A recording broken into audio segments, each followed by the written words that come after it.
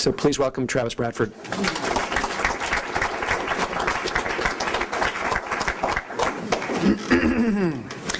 Hello. I guess part of what I was asked to talk about this evening, just to give you a little bit of background, the Prometheus Institute is a nonprofit that's dedicated to trying to unpack really the economic opportunities and perhaps expose some of the fallacies that drive people's interest in renewable and sustainable technologies, energy being probably the most important among the technologies, but not the only. When you think about some of the related problems that energy creates or energy could be solved by in water and food and materials, you see some of the headlines about the interrelationship of a lot of these issues.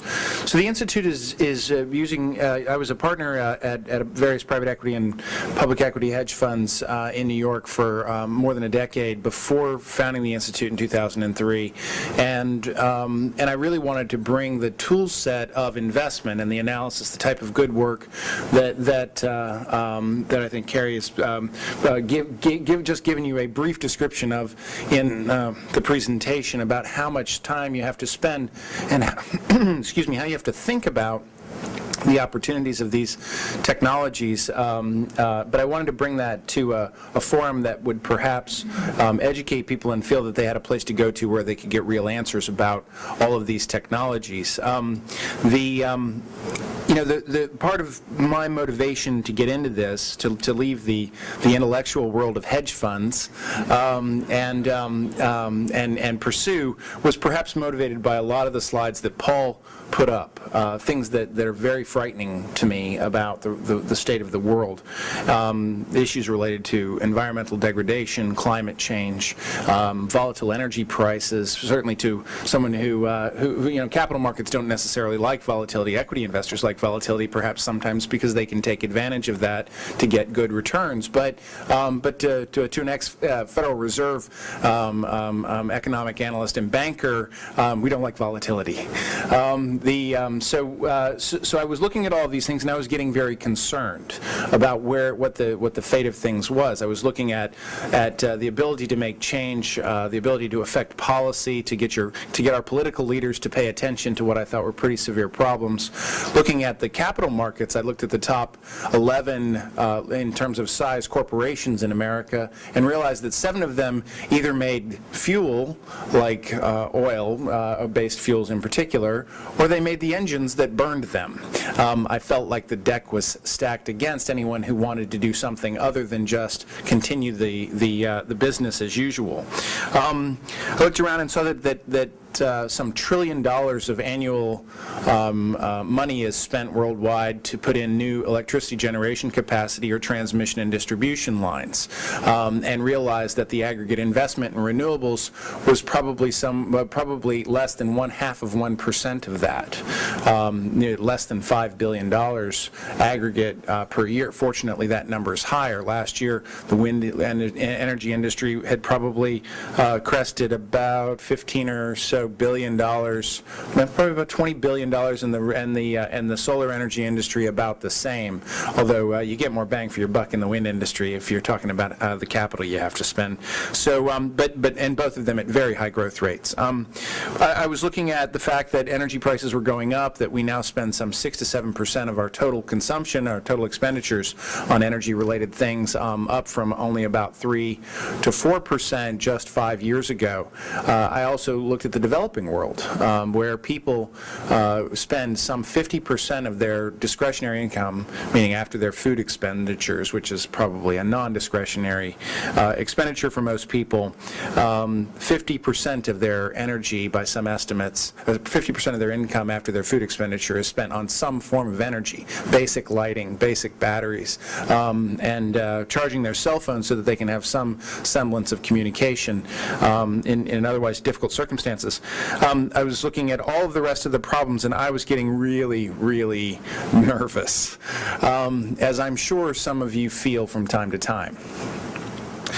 So I decided to figure out what the real problem was and if there was any hope of a solution. And I embarked on a couple of years of economic research, that being the only tool set that I really had at my disposal to attack the problem. I could have tried philosophy, but I don't think I was qualified to do that. So I went and did some economic analysis, and I began to visit with many of the people, many of the companies that I know Carrie and Paul are meeting with and visiting with on a regular basis, and looking at at what they thought the solution was going to be, whether it was a solar company or a wind company, or someone who could figure out a way to improve the fuel economy of vehicles or scrub the emissions out of a smokestack. And I went and visited one after the other, and but by the time I had went all the way around the problem, my attitude of fear had changed to one of hope. And the fact is that there are thousands of companies, and there are tens of thousands, hundreds of thousands of people around the country, millions around the world, that are deeply dedicated to trying to innovate to solve the problems that I just listed. And when you add up, while every single solution is difficult in its own right, to see whether it's going to succeed or not, that's the job of people who do economic analysis, to be able to differentiate among them. But in aggregate, the amount of energy, the amount of drive, amount of opportunity that they see is staggering. So I do believe that the solutions are out there. Though finding them, not every solution will succeed, and in fact many of them will not. Now the reality is that most of these people are motivated by an innate sense of what should be done, or how they believe that we should behave in the world, but really what's driving them is greed. And I think that's probably a good thing in this sense. The reality is that energy prices where they are, some clever person is going to figure out how to solve that problem. In Brazil, they're working very hard with biofuels. In the Midwest, they're working very hard with corn. In other places, they're trying very hard to do plug-in hybrid electric vehicles, as Paul mentioned. I know a lot about solar energy because I wrote a book, as Carrie mentioned, called Solar Revolution.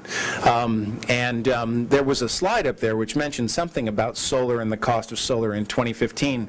I actually have a 273 slide deck that I'd like to show you now that will refute that one data item. But I was told that somehow that got lost on the computer and I wasn't going to be able to do that, so I'll just consider the point refuted. The reality is that a lot of the innovation that I've seen in the last few years has come from solar energy, and solar is not only an example of what I mentioned with people trying to figure out how to solve a problem, but also how, at the end of the day, things are not going to look the way that we think they're going, or they are just some linear extrapolation of the way they look today. If it was that easy, we wouldn't need smart chief investment officers to do all the work that they have to do.